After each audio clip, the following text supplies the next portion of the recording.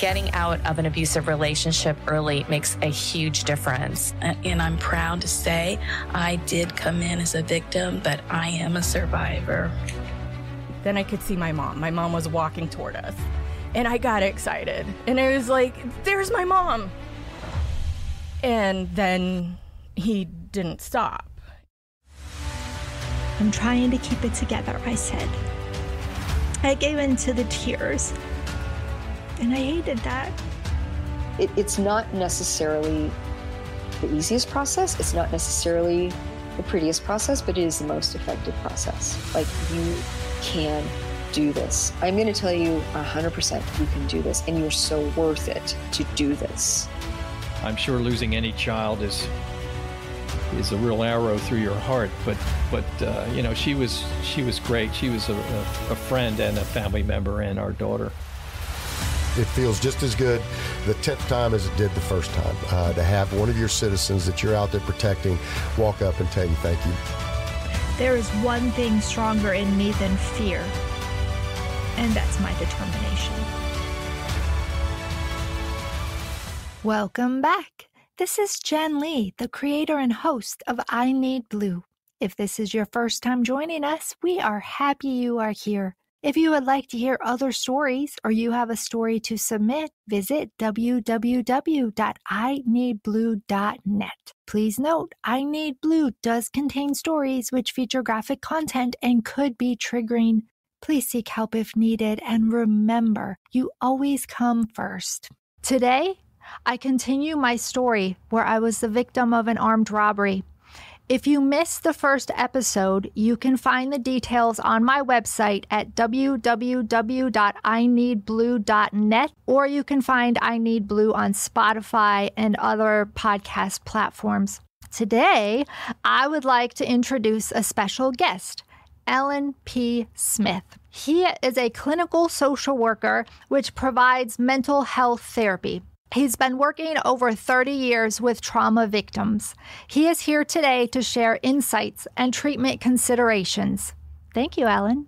Thank you so much, Jennifer. I appreciate that. And you are so welcome.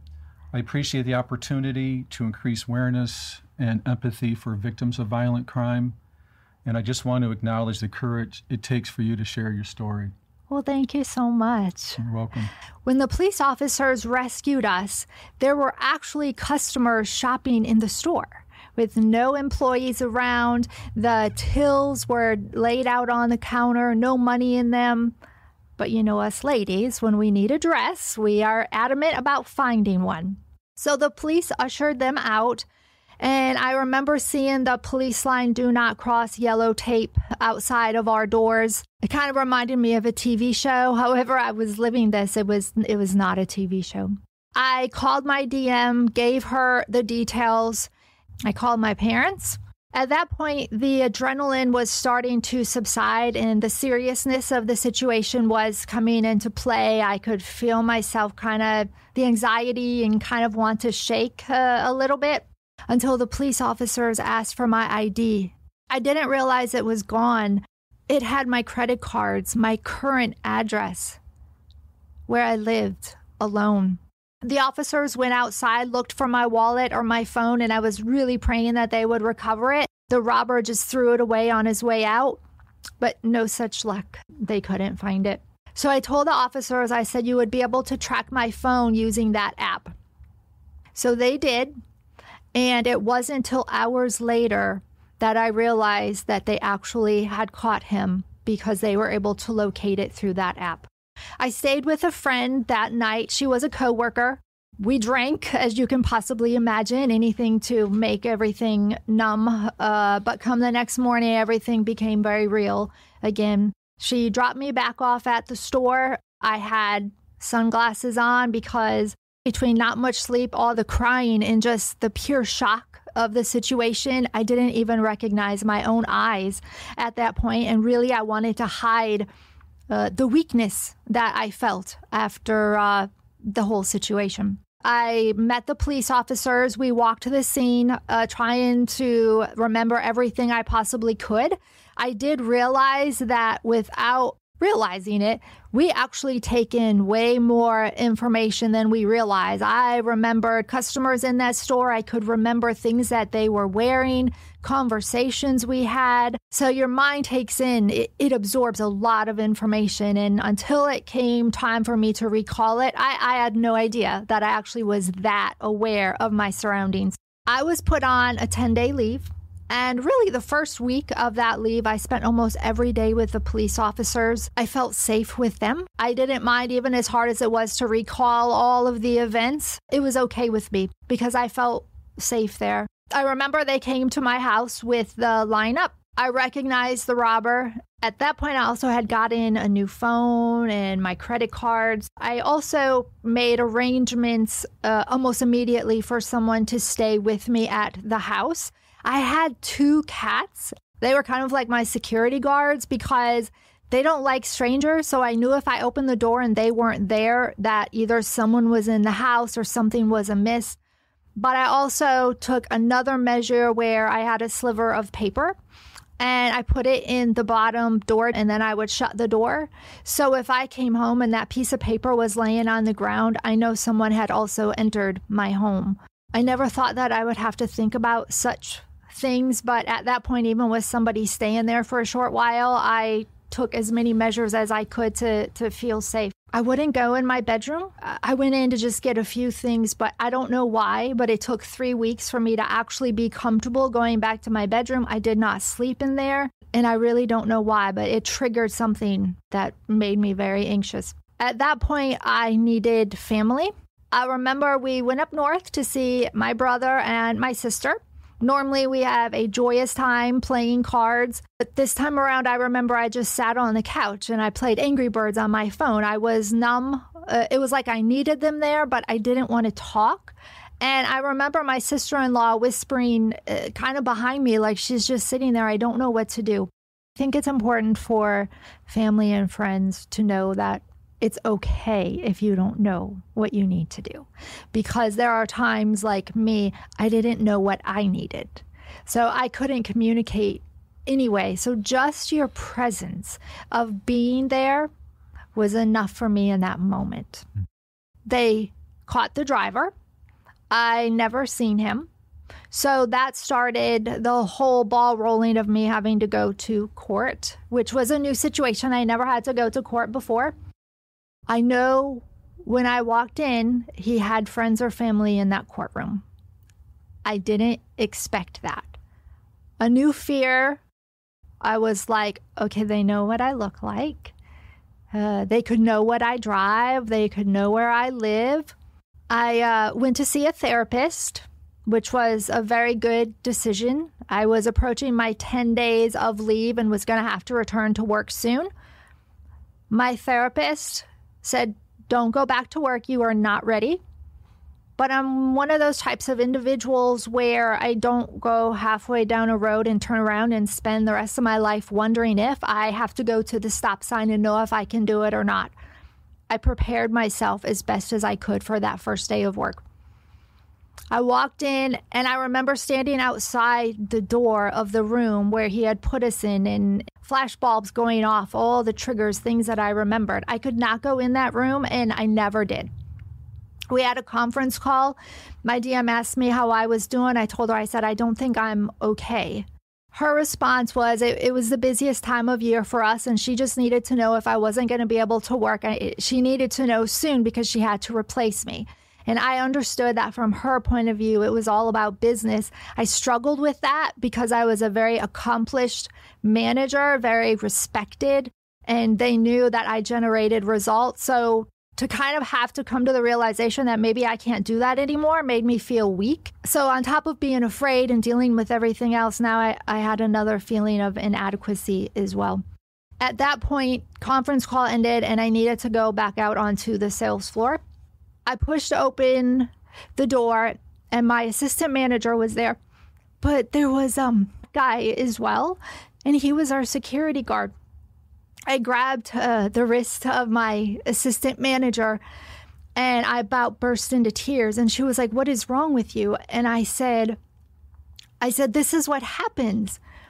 And the poor guy, he apologized. He was like, I didn't mean to scare you. And I looked at him and I said, it's not you. I said, it's me. If that relationship line was ever true, it was in that moment.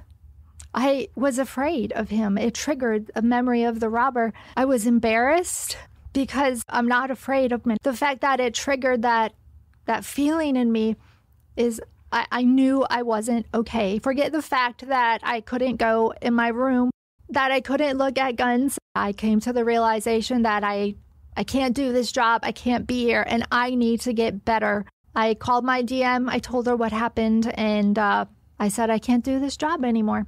So I went back to therapy, continued my sessions with him.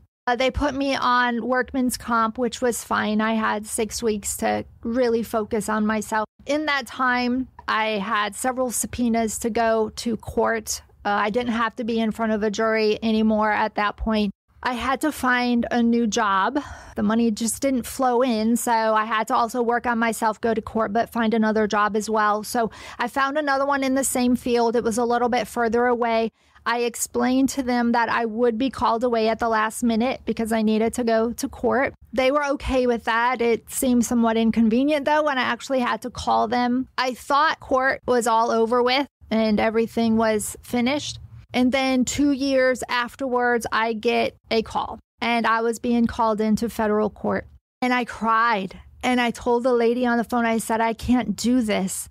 And she was like, I'm sorry, but you're going to have to be here. It was an hour and a half drive. When we got there, it was the first time that I saw all of the victims. It was the first time we were all together. And what I was thankful for in that moment is I had the opportunity to tell them, thank you. Thank you for trusting me, because one of them could have wanted to be a hero, whatever, because you do not know how you're going to react in that situation. And they trusted me.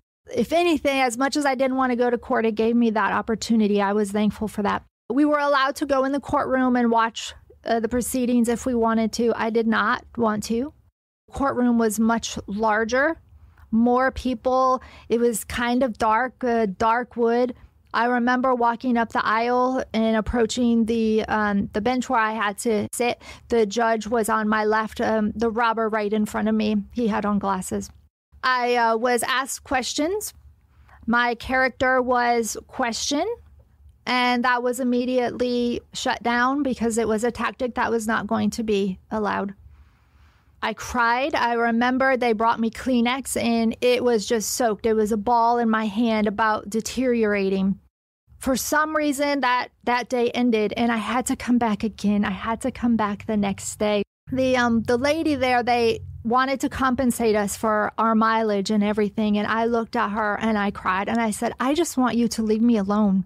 That's really all that I want. I came back the next day. I got on the stand again, testified. The judge asked if I had any comments or questions. I said, do I have to ever come back? And he said, no, ma'am, you don't. And I have not had to. And I am thankful for that. I had moments, and I'm sure victims have had moments where they wished they hadn't seen the assailant. I wished I hadn't seen the robber because I had to go to court over and over. But the reality is, I said to myself, you've been put in this position for a reason. You're stronger than you think.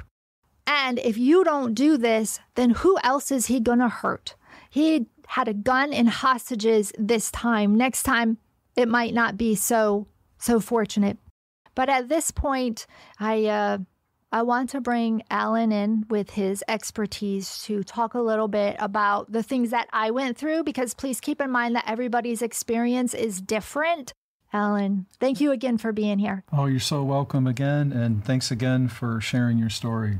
Absolutely. The healing process can be very difficult. This topic of trauma, it's so vast and so many facets, but I think as a therapist, kind of walk you through treatment and how the healing process begins. And in that, will illuminate a lot of issues that come up with victims. I think you were very right to say, Jen, that not everybody will go through every one of these, but I think it's important to kind of illuminate many of the different ways various victims go through. I need to say at this point, though, this is for informational purposes only. Nothing really takes the place of a therapist's office. I highly encourage any victim out there that is contemplating therapy to go into therapy. It really is a beneficial thing and definitely something I've devoted 30 plus years doing. Sometimes taking that first step to go to therapy can seem really hard. I don't think therapy is meant to be easy. It's meant to actually help you look inside and really understand what you're feeling, learn what your triggers are, and then learn how to deal with them in a healthy way. The first question I get a lot is, why therapy? Because it doesn't change anything. You can talk all day long about what happened to you. I acknowledge that to a client sometimes it's very hesitant to come into treatment. What we've learned, and I am no neurologist, I don't play one on TV or anything like that, but I do know some basics that I've learned in a lot of anxiety and post-traumatic stress disordered conferences I've been to. Trauma gets stored in your right brain, and they've done these incredible MRIs. I don't know how they do it, but they can tell the way your mind is connected. And what we discovered as people just simply talked about what happened to them, it started to integrate. The brain looked different before and after treatment, that it didn't show up as just being stored in the right brain. It's really fascinating what they've discovered. It's amazing how helpful it is, just simply telling your story or finding any way to tell it, whether it's to a therapist, in a journal, if you don't feel comfortable talking with someone, or a close friend, whoever that may be. It definitely helps integrate your brain and help the beginning of the healing process. The second part of treatment is I try to normalize the experience. Now, it's very easy to feel like you're losing control. Yes. I mean, that's normal for a victim. I mean, it's not normal prior to the traumatic incident. It's almost like a forced new normal you have to go through, and it's very disconcerting to people. But I try to walk them through each and every one of them, why it's happening, and I'll go into that further. Because your mind, when it goes through a traumatic event, when you think of your five senses, it catalogs everything during the traumatic incident. And whether or not you're even aware of all this as you're going through the trauma, it gets cataloged in your mind. Mm-hmm. And that's why the weirdest and strangest things, like it could be some elevator music song from back in the 70s, some disco song that you hear. It's not even the original version of it, but you hear it and all of a sudden you're terrified. You know, when you go through things like that, it's very, very disconcerting to people. I try to let them know that this is normal, that your mind is trying to protect you. It's like casting a wide net to make sure that, oh, that was a sound that was during that traumatic incident. Oh, this could happen again. Again, this is not happening consciously, but subconsciously. I try to get very specific with my clients in terms of all the different triggers that they're feeling, and also be ready for some ones that you're not even aware of yourself. In your particular case, Jen, having to go back to the place that you were traumatized within, you just say 10 days or 2 weeks? Yeah, 10 days I was trying to go back to work. Yeah, like think about it if you had a horrific plane ride, and then 10 days later somebody forces you to get back on the plane.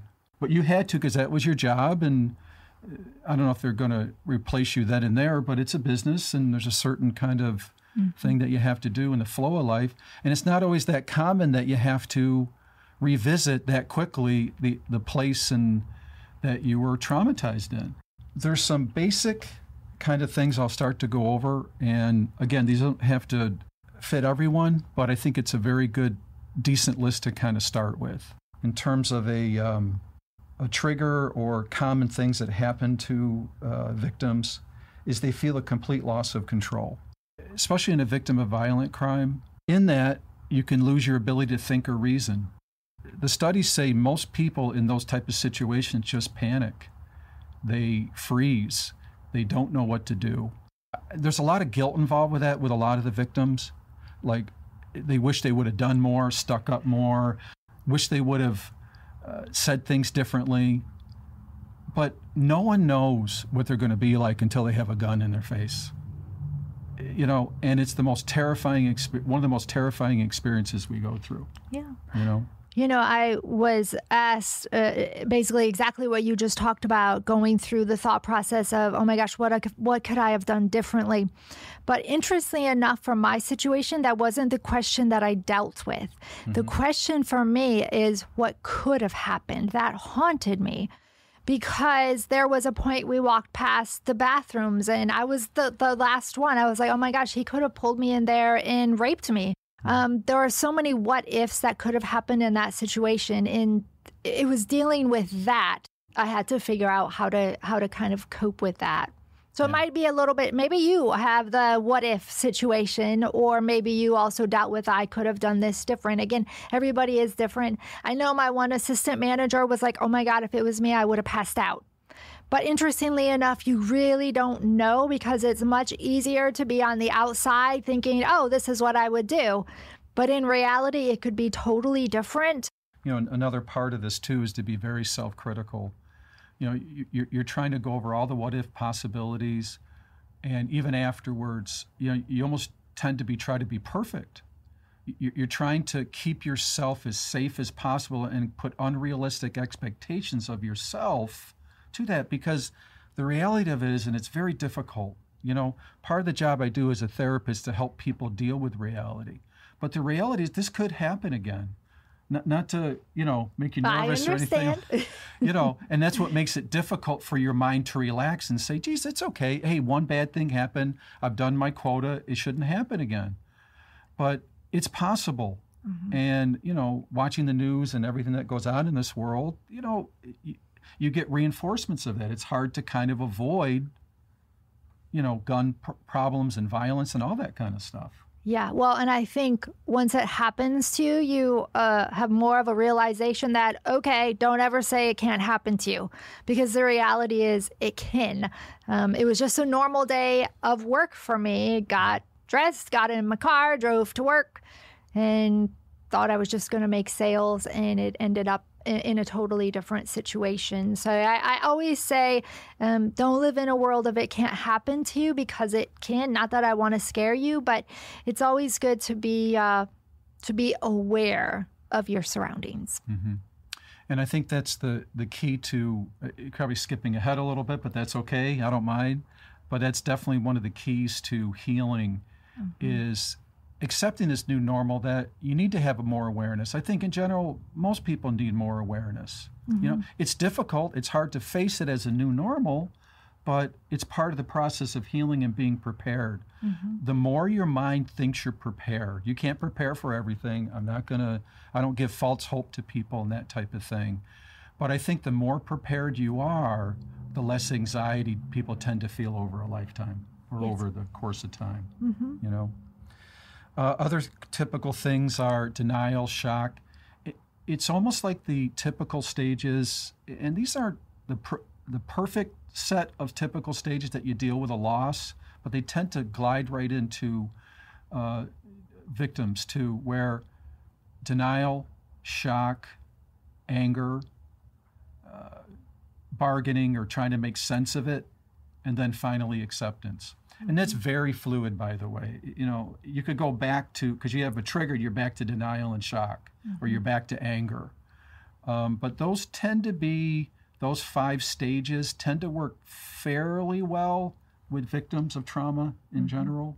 So just to kind of throw that out in terms of, the healing process of what you go through. Yeah, well, and if I might add, and I think I actually told you this in a previous conversation, when I first started dating my husband, he used to talk from me from behind. Mm-hmm. And I heard the robber's voice behind me. And then when I turned around, that's when I had the gun pointed at me. But when my husband used to kind of talk to me, not that he was yelling to get my attention, but just the fact that that voice was behind me, immediately fear and then anger. And I would turn around and I very gently would be like, babe, I can't have you talk to me like that, because it's making me really angry and I know you don't understand. Mm-hmm. And so it took me explaining that to him a few times, but he gets it. And I think I'm more comfortable now with voices behind me because it's been so long. But yeah, I mean, that was just a few years ago and that trigger was still inside me. Yeah. Very good point. Very good point. The startle response. Yes. Because again, you're talking about your fight or flight. This was, especially with violent crimes, you're facing your mortality. Yeah. And that's not the easiest thing to do. And so your fight or flight is triggered. And your fight or flight is, if you're walking across the street and a car's coming at you, you don't want to be thinking for the next 25 minutes what to do, right? You want massive energy and get the heck out of there. So when your fight or flight is triggered after a traumatic incident, it's very, very difficult to turn that off. So you have this heightened level of awareness, kind of almost typical with post-traumatic stress disorder. You're keenly aware of everything. You can re-experience the event in your mind in different ways, sometimes even through nightmares also, daydreaming. Like your whole shift is toward that traumatic event. And this is normal. Not easy. I don't think I've said the word easy yet, right? Yeah, no, it's not easy. But I feel the best approach with victims is like with everybody else. You talk to them straight. You let them know everything that might be going on, so there's as least surprises as possible. So when these things start to happen, and I'll go over even more factors, they're going to be prepared. They're going to understand it. It's so easy to slip into, oh my God, am I losing control again? Am I crazy?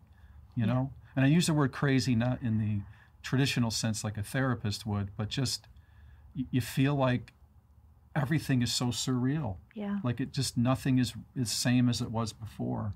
Well, and I think what I'll add is a lot of times I would ask myself, why me? I don't think that there is an answer to that. It is nothing personal against me. I think it's best that you don't blame yourself. Don't take any blame for it. I think that asking yourself why me is just a normal process of the whole healing process. Yes, exactly. And it's, like you said, completely normal way to think.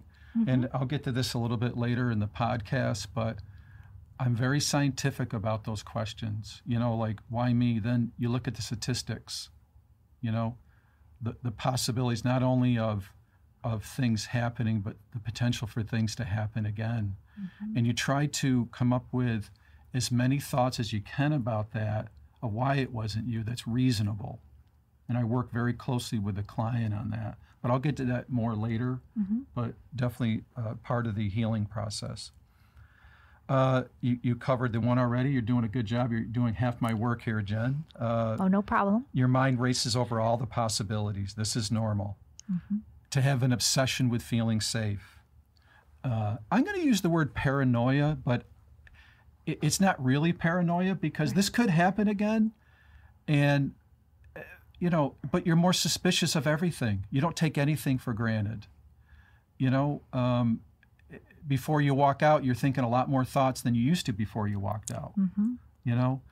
And I find in working with victims, one of the hardest things for them to deal with is how hard they are on themselves. Like, why am I thinking this? What's wrong with me? And the earlier I can get to that type of thinking and allow them to be a little easier on themselves, this is more normal, you're not doing anything wrong, the easier it is. Because in the long run, I think having those doubts about yourself becomes bigger than the trauma itself sometimes. Yeah. People can become totally encapsulated in beating themselves up, to be very, to hurting themselves. And, some victims can turn to alcohol and drugs or watching too much TV or gambling. There's a lot of things that can eventually lead to if it's not kind of gotten to. I'm going to switch gears on you, so don't get mad. No, that's all right. Go ahead. I did a survey on one of our local neighborhood apps because I really wanted to see other questions that other people had as well. And I think it kind of piggybacks on what Ellen just shared. Their question was, how do we learn to trust people again? And how do we learn to trust ourselves? Is that okay? Can Yeah, you of answer that? course. Yeah. It's a very complex question. It's not that easy. But I'm going to root it back to, I don't think I coined this, but I call them grounding thoughts. Reasonable assumptions and ideas you can base your life on. And, in reality, yes, everybody's a potential can hurt you. You know, we all have a dark side. And you talk about a soul-searching phenomenon to happen when you're a victim of violent crime or a victim of a trauma. You question everything, your religious beliefs, what you think about other people. Are people inherently good? You know? Mm-hmm. And based on that, those grounding thoughts, coming up with ideas that are reasonable to move forward in. You know, because when somebody shifts from, I think people are inherently good to inherently bad from a trauma experience, it's very difficult to trust. Yes. Right? Because there's something called cognitive dissonance. Like once you decide what the truth is in your life, you only hear what validates your truth. Right. You know? So it's a very, it's kind of grounded in cognitive behavioral therapy, but it's taking all your assumptions and ideas, breaking them down, and coming up with reasonable ideas that you can move forward with, because it all comes back to intent. Like, in terms of therapy, what is it that your ultimate goal is? Mm-hmm. You know, is your ultimate goal to be safe? Then you shouldn't trust. You shouldn't do any of that stuff. You know, I think this whole pandemic kind of brought into that idea that there is risk in life. Yes. You know, that we can't shut down forever. Like, ideally, I would love to shut down everything, but that brings in how many suicides from unemployment? Right. You know, drug addiction, all that kind of stuff. So it's a lot of work with the client on figuring out what their intent is in life, mm-hmm. and kind of moving toward that direction. That you're right, acknowledging that leaving the house, you're going to be terrified some days, because it is a risk. It is a risk to get out in the world and do what you need to do. Yes. It's much safer to stay at home and, you know, make your world smaller and smaller. And, you know, one thing I found, Alan, is self-talk, as much as you think that might be funny, it actually reinforces the thoughts. So if you're afraid to leave the house, if you continually say, I'm going to be okay, I'm going to be okay, I'm going to be okay, that little bit of self-talk does make a difference, because I think it replaces that impression you have of your mind of I'm not safe, mm-hmm. with reinforcing, okay, I'm going to be fine. I'm going to be fine. I think it starts with the talk. And then eventually, as you realize through your actions that, okay, I made it to work. I'm okay. Okay, I made it through my day. I'm okay. Mm-hmm. So I think that, like, for me, it definitely helped the self-talk to kind of impress the subconscious mind. And then eventually you believe it and you start to act as though you believe it as well. And that's why I've learned most of my stuff from clients or victims. You know, I mean, that's so true. And that's really the basis of cognitive behavioral therapy. It makes a difference what you say to yourself. Oh, absolutely. It just does, you know. And it's, you know, the other end of it, because I work so long with victims, is they get a profound sense of gratitude that eventually comes through their lives too. Because we don't usually get to face these kind of things until we get old or we get near death. When you have a near-death experience, you begin to, at a deeper level, appreciate what you do have. Yeah. You know, because we could definitely lose sight of that. And, you know, this is why these podcasts are great, because I think awareness is important. You know, it's difficult. You know, people live very busy lives. They don't take the time to think, like, if you've never been a victim of violent crime, you don't sit there too often and say, I wonder what it's like to be a victim of violent crime. Right. You know? Until it happens to you or a loved one, it just, you don't think it's going to happen. Even cancer, you know, hey, we're told, 1 in 4 people develop cancer, but it becomes very different when they tell you that a loved one or you have cancer. Yes. You know, so that's why I'm kind of excited to do this with you and, you know, continue this work. You know? Absolutely. Can I ask you one more question Sure. before we wrap up here? Uh-huh. So one of the things, and somebody else asked me this question as well, as family members and friends, how do they support a victim? Yeah, that's a very difficult question. You know? Of course. Yeah, that's okay though. No, I've had to face it. You know, everybody's had that experience where after a loved one has died and you're at the funeral, mm-hmm. you say, geez, I'm sorry, and then there's that awkward pause and you don't really know what to do after that. Mm-hmm. Don't get too down on yourself about this isn't something you fix right away. Most people don't learn the skill of being present with somebody that's depressed or somebody that's highly anxious. Right. You know, if you're a coworker that's always depressed, you tend to avoid them a little bit, right? You don't really want to be around that energy. Yeah. But when it's somebody that you know that was once very vital and active and they look so different, so forlorn, so different than they used to be, it's a shock to everybody. It's like the family has gone through it too. Yes. You know?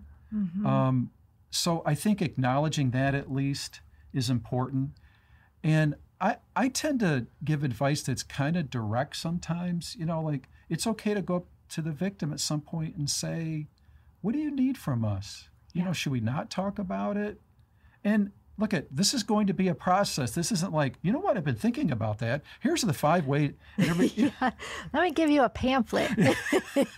It's a process. And if you can understand it as a process and it's going to look ugly, it's worth starting, you know?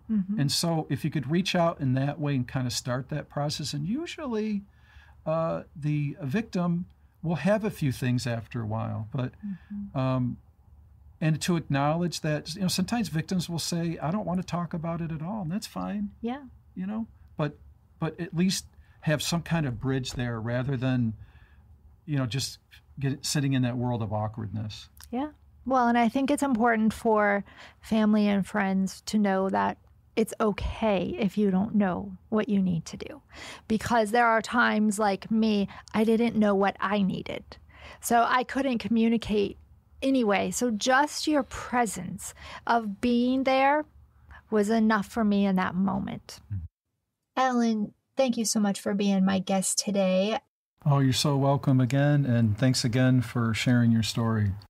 This is Jen Lee with the I Need Blue podcast. Thank you for listening today. You can listen to this story and others at www.ineedblue.net. And remember, you are stronger than you think.